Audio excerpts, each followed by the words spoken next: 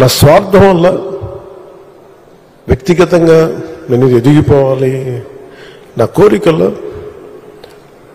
రాష్ట్రం విభజన జరిగినప్పటి నుంచి ఈ రోజుకి మనం నలిగిపోతా ఉన్నాం. మనకి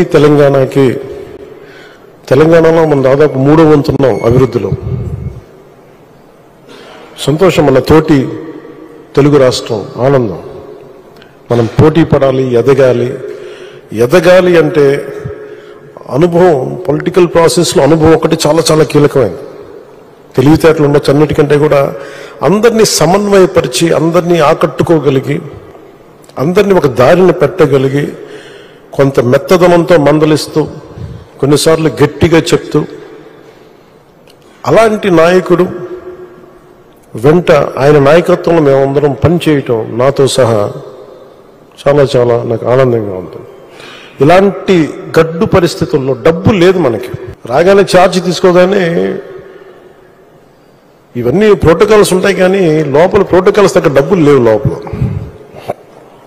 అలాంటిది ఆయన రాగానే ఈ 100 రోజుల్లో ఏమి చేశాను కీలకమని చెప్తే, ఏమైతే చెప్పారో మెగా డిఎస్సిని మేము పెడతాం, భర్తీ చేస్తామంటే 16,437 ఉపాధ్యాయ పోస్టులని భర్తీ చేయడం. చాలాసార్లు పెన్షన్ గురించి మేము మాట్లాడుకుంటా ఉంటే చాలాసార్లు దీంట్లో నేను పెన్షన్ బాగా ఎక్కువ చేద్దామని అనుకుంటే, ఎలా సార్ పాసిబిలిటీ అంటే కష్టంగా ఉంటుంది, కానీ మనం పెంచాలి. ఆయనకున్న ఆకాంక్ష కూడా ఏంటంటే సంపద కొద్ది మంది దగ్గర ఉండిపోకూడదు, అవి తిరుగుబాట్లు వస్తాయి. ఈ రోజున ఆయన నాయకత్వంలో ఈరోజు పొద్దున క్యాబినెట్ మీటింగ్లో మాట్లాడుకున్నప్పుడు కూడా ఎంటర్ప్రెన్యూర్షిప్కి ఒక 100 కోట్లు మూలధనం ఒక కార్పొరేషన్లో పెడితే, మైక్రో చిన్నపాటి పరిశ్రమలకి, ఔత్సాహికులకి, పారిశ్రామికవేత్తలకి అండగా ఉండటానికి ఒక 100 కోట్లు మూలధనం పెడితే దాన్ని 5,000 కోట్ల వరకు తీసుకురావచ్చు. అలాగే 500 కోట్లు పెడితే దాన్ని 20,000 దాకా తీసుకెళ్లొచ్చన్న ఈ రోజు నా ప్రతిపాదన చాలా అద్భుతంగా ఉంది. ఇవన్నీ చెయ్యాలి అంటే ఈ రాష్ట్రాన్ని, ఉమ్మడి రాష్ట్రాన్ని దిశానిర్దేశాన్ని మార్చిన వ్యక్తి, బలమైన సంస్కరణలు తీసుకొచ్చిన వ్యక్తి, SEZs ద్వారా కానీ, అభివృద్ధి కానీ, అలాగే మన ఇజ్రాయలీకి సంబంధించి ఈ మైక్రో ఇరిగేషన్, ఇలాంటివన్నీ మొట్టమొదటి తీసుకొచ్చిన వ్యక్తి. చాలా సింపుల్గా ఉంటాయి. ఇంకుడు గొంతులు అంటే అది చూడటం చాలా మందికి ఆ టైంలో హాస్యాస్పదం, ఏంటి గొంతులు తవ్వుకోవడం ఏంటని. ఆయన దార్శనికులు, ఆయన హెడ్ చూడగలరు.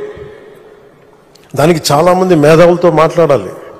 అలాంటి మేధావులతో కూర్చొని వాళ్ళని అర్థం చేసుకొని తనతో పాటు సహచరులను ఒప్పించి ఈ రోజున ఒక ఇంకుడు గొంతులు అనేది మనకి మన ఇంటి నిర్మాణంలో ఒక భాగం అయిపోయింది. ఇలాంటి ఎన్ని తీసుకున్నా, చిన్నది పెద్దది ఎన్ని తీసుకున్నా అనునిత్యం నన్ను ఆశ్చర్యపరుస్తూనే ఉంటారు ఆయన. ఎప్పుడు చూసినా నాకు ఒకటి అనిపిస్తే, ఈ నుంచి ఎంత నేర్చుకోగలం మనం, ఎంత ఆయనకి పక్కన ఉండి చేదోడు వాదోడుగా ఉండగలం. నాకు ఇదే తలంపు ఉంటుంది.